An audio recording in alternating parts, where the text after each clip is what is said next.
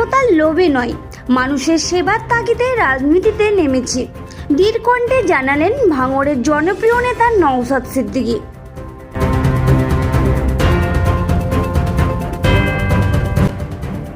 নওশাদের স্পষ্ট ঘোষণা, আমি হেরে যাওয়ার ভয় পাই না।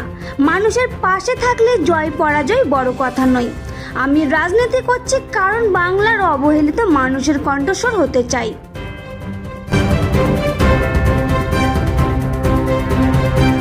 রাজনৈতিক মহলে এখন বড় প্রশ্ন, তাহলে 2026-এ নওশাদের লক্ষ্য কি?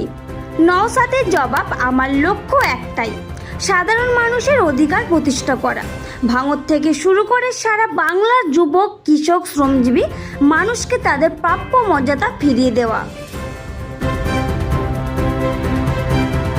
বিশেষজ্ঞদের মতে 2026 সালের নির্বাচনে নওশাদ শুধু ভাঙড় নয়, পুরো বাংলার রাজনীতিতে নতুন সমীকরণ তৈরি করতে চলেছেন।